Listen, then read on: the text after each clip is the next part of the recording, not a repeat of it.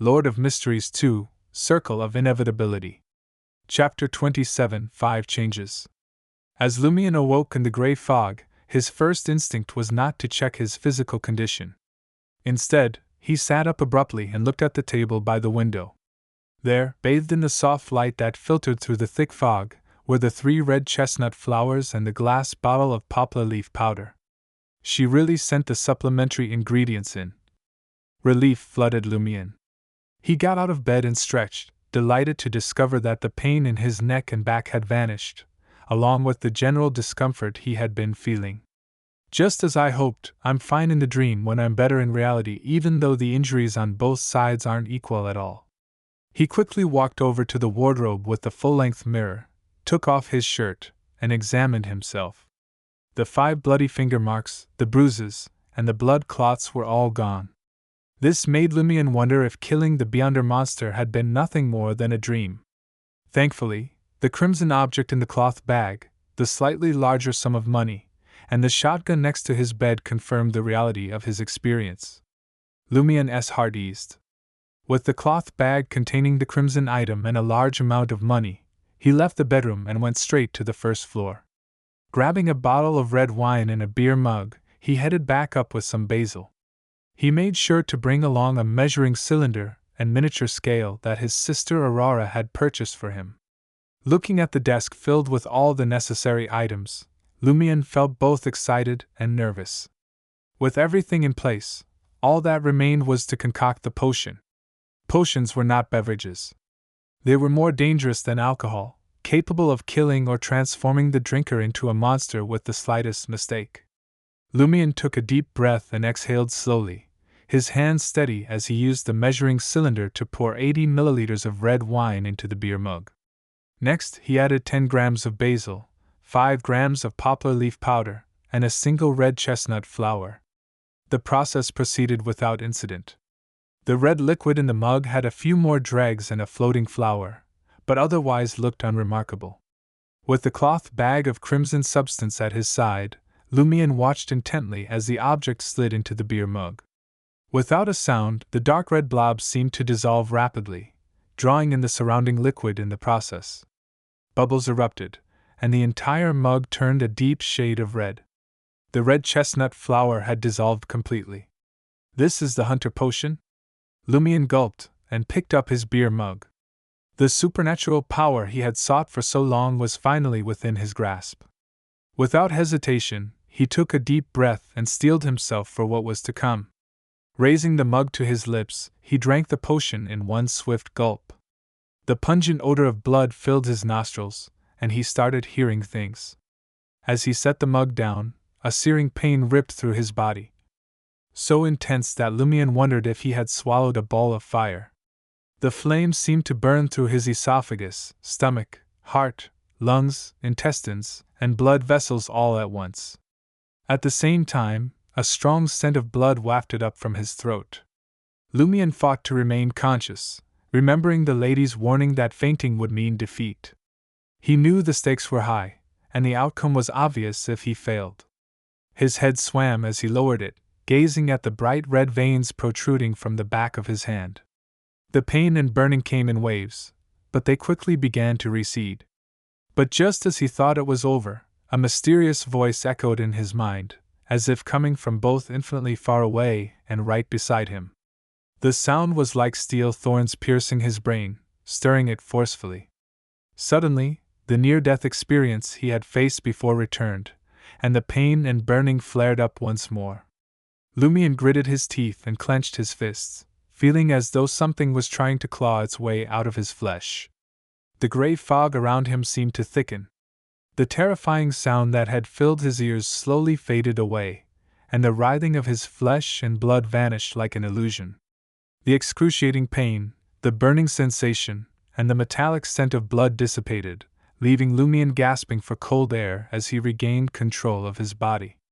He bent over, hands on his knees, panting heavily as he realized the true dangers of pursuing supernatural powers, as his sister had warned him. A mere Sequence 9 potion had nearly claimed his life. Of course, it had first seemed manageable, dangerous, but manageable. But the mysterious voice that had been brought on by the symbol on his chest had almost caused him to collapse at the critical moment. Each breath he took seemed to restore some of his strength, and before long, he felt fully recovered. Bang! Lumion clenched his fist and swung it hard, striking out at the air with a force that caused a sonic boom.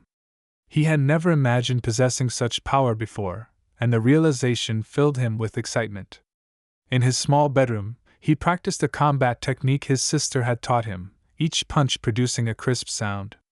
Bang! Bang! Bang! Despite the commotion, Lumion moved with precision and control, not touching anything as he completed the set. To his surprise, he felt neither tired nor fatigued, but rather energetic and alive.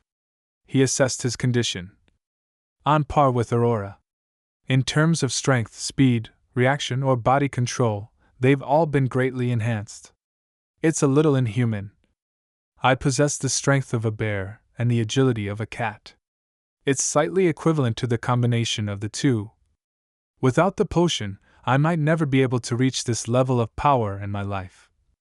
But before he could finish his inspection, Lumion caught the scent of blood, his heart tightening with fear.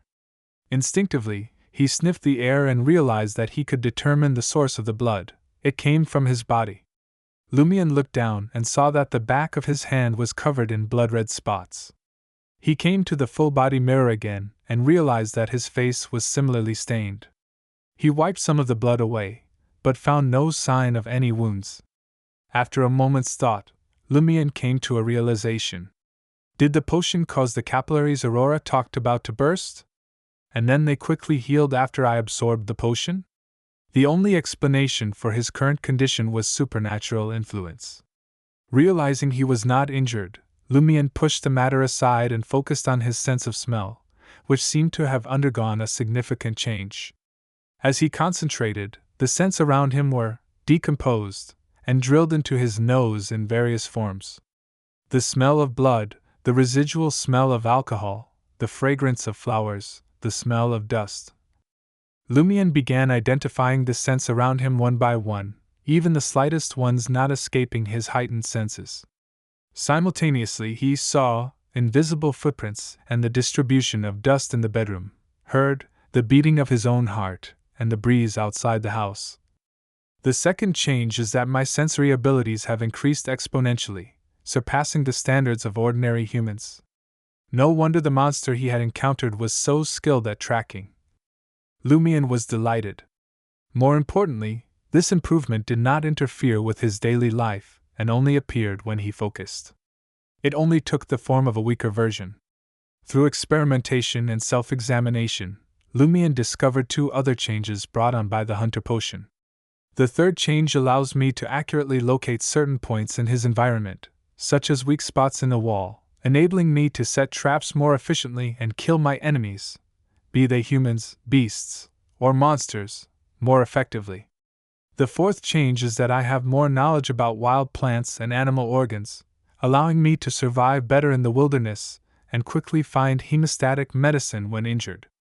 I can even make poison to smear on weapons if needed. As he confirmed these newfound abilities, Lumion couldn't help but feel a sense of absurdity. I actually managed to kill that shotgun monster? The current me is much stronger than the previous me, and it was not much weaker than the current me. Lumion contemplated for a while and concluded two crucial points. Ability is important, but brains are equally important. Exploiting a good environment can effectively increase my strength. After some thought, Lumion added inwardly, also, I can't be careless and lose my patience at any time. He walked to the window and gazed at the dream ruins again. An indescribable sense of oppression, fear, and danger surged into his heart. This was something he had never felt before. The fifth change is some kind of intuition strengthening. Lumion nodded gently. He went to the washroom and washed his body with clean water. He changed into a fresh set of clothes and then lay back on the bed, with the money close. He wanted to get back to reality as soon as possible, eager to know if the hunter abilities would stay with him, or if they would be weakened. In the dead of night, Cordo was eerily silent. The clouds shrouded the crimson moon and stars, leaving the darkness to reign supreme. Lumion surveyed the night scenery and felt an overwhelming sense of happiness. He was now a beyonder in the real world, and his powers hadn't weakened at all compared to the dream realm.